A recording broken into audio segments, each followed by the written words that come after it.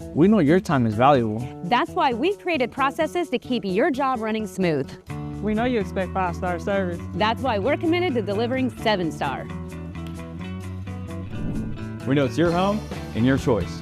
That's why we provide options and let you choose the right solution for your home. Experience the LCS way with LCS Heating and Cooling at lcsheatingandcooling.com.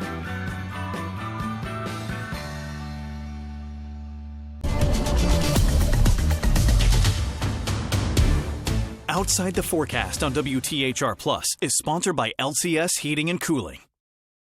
I'm meteorologist Angela Buchman. Welcome back to Outside the Forecast. We have a special treat for you this week. Greg Duda from Hancock County EMA joins us to talk about sirens. Yes, we're talking about those outdoor sirens. I've been a meteorologist in central Indiana for 25 years, and I say this is still one of the most confusing things for the residents of central Indiana. And Greg, I think you're trying to make it less confusing. Tell us the updates that you've made in Hancock County. Yeah, for whatever reason, the siren has always just been a thing for people. It adds some sort of confusion, and as part of what we're doing with these updates, we're hoping that that helps eliminate some of that. So what Hancock County has done is through the software and our vendor that we use for the sirens on the activation, what we've done is we've split Hancock County into two different areas. So the north zone is everything that's going to be north of I-70 all the way up to our northern border, and south of I-70 all the way to the southern border to Shelby County. And what we're hoping to do with that is with this activation, when it receives the alert from the National Weather Service about weather in our area, we're going to be able to kind of fine tune which section it is, because there have been instances, and actually even happened to me one time. I was here in Greenfield and Fortville, McCordsville area was getting hit by a storm, just like Hamilton County, Madison County up in that area. So it really wasn't affecting a large portion of the county. And the way the sirens were set up at the time, all of them go off, which you could imagine enters that confusion that people have. So, people down in New Pal are like, hey, the sun is out. Why are the sirens going off right now? What's going on? And then it unintentionally causes work and a little bit of headache for the 911 center and for public responders, because they're trying to tell people what's going on instead of people just realizing, hey, these sirens have gone off. I need to look at whatever weather app I use, just look at the sky, just get a feel for what's going on.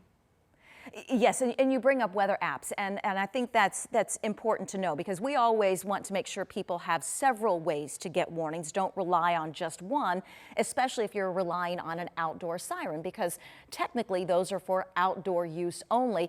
But as you mentioned, a lot of people, whether you're outside or inside, even if you're inside, can hear those, and it does increase the confusion if, like you said, it's sunny and the sirens are going off. And the National Weather Service has made strides in this as well in the last decade or so, as far as fine-tuning where those warnings are in effect. So you're saying now the sirens will match better with those polygon warnings and not necessarily for the whole county. Correct. And that's we've kind of gone away from the all or nothing approach that we were doing in the past, where, if something was happening in the southern region versus something was happening up in the northern part, now everyone's getting a warning. So now it was just adding a level of confusion we didn't think really needed to be there, because the technology exists. And kind of like you had, hinted here, there is some other things that we'll have coming down the line in time. Once we get this fine-tuned and kind of set up where we want it, then we'll start moving into, a little more refinement of how the alerts are going to go out when it does affect a certain community versus, warning the whole county when it doesn't need to at that point. Sure, and I think this is great information. And as somebody that tracks the storms from inside, I can't tell you enough how much we appreciate EMA, spotters, other folks that pass along information to the National Weather Service that then we are able to pass along to our viewers. So we really can't thank you enough for the job that you do as well. Correct, and we will still have the ability to, when we have those trained weather spotters or a deputy says, hey, that looks like a funnel cloud, or that looks like some rotation, we can still set them off. So that part will still not change, per se. So the system is still going to act like it had, but now we are allowing that a little bit of extra, so that we want, everyone to remember that, if you hear a siren, that's just one piece of the equation. You just have to sit there and, take a moment.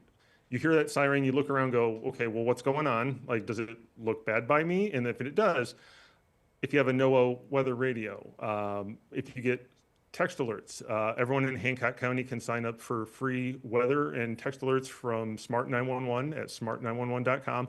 So you can get them instantaneously. So as soon as the National Weather Service is putting out a severe weather watch, a warning, tornado watch, tornado warning, those will come directly to your phone. So you're going to be in the know immediately as it goes off.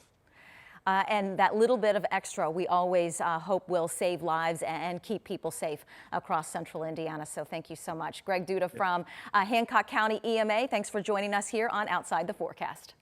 Thank you.